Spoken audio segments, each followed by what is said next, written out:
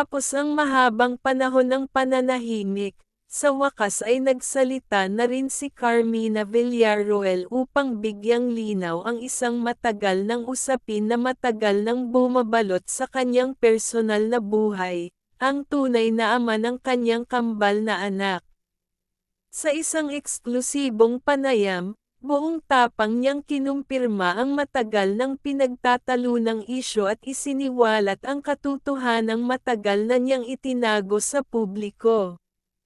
Ayon kay Carmina, matagal na niyang gustong linawin ang bagay na ito, subalit pinili niyang manahimik sa mahabang panahon upang maprotektahan ang kanyang pamilya, lalo na ang kanyang kambal na sina Mavi at Cassie. Gayunpaman, sa paglipas ng mga taon, napagtanto niyang dumating na ang tamang pagkakataon upang ibahagi ang katotohanan, hindi lamang upang tapusin na ang mga maling haka-haka, kundi upang ipakita rin na wala siyang dapat ikahiya sa kanyang nakaraan.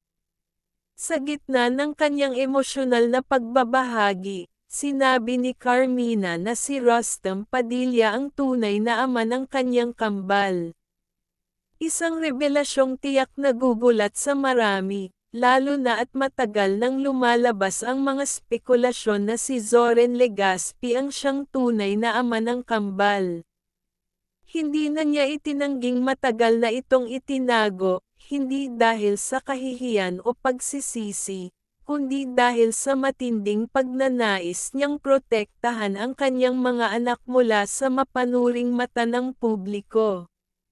Matapos ang kanyang pag-amin, binalikan ni Carmina ang kanyang nakaraan at ibinahagi ang masalimuot na pinagdaanan nila ni Rustam Padilla.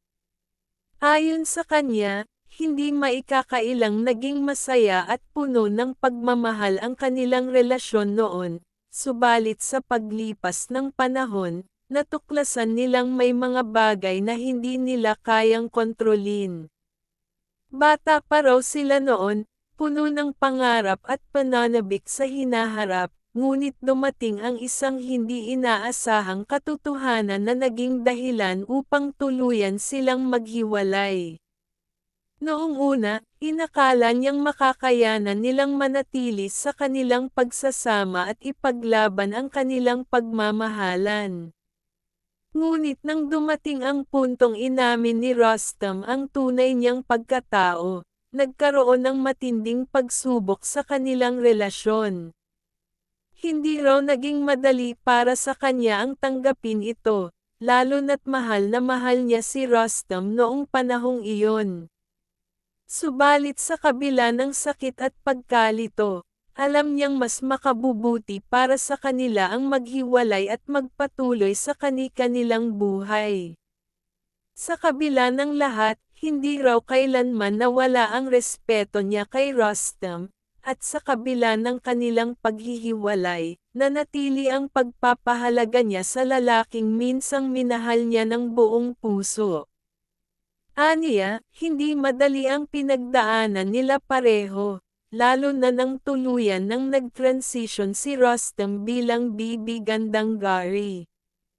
Alam niyang hindi ito naging madaling proseso para kay Rustam, kaya naman kahit hindi na sila nagkakausap, wala siyang anumang hinanakit dito.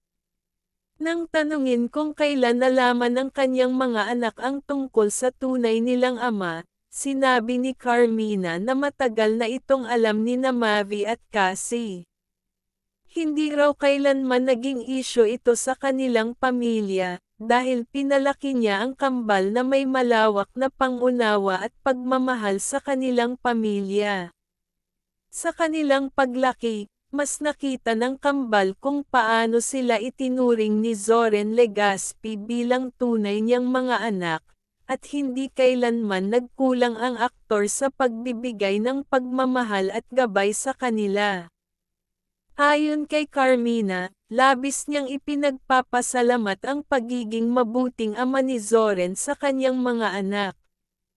Hindi raw mahalaga kung sino ang nagbigay ng dugo at buhay sa kanila, kundi kung sino ang tunay na nagmahal at nag-alaga sa kanila mula sa kanilang pagkabata. At sa aspetong iyon, walang makapapantay sa ginawa ni Zoren para sa kanilang pamilya. Sa kabila ng kanilang masayang pamilya ngayon, hindi niya itinangging minsan ay nagkaroon din ng mga katanungan sa kanilang isipan ang kanyang mga anak. Natural lamang umano ito, lalo na at lumaki sila sa showbiz kung saan maraming haka-haka at kwento ang kumakalat. Ngunit dahil sa bukas na komunikasyon sa kani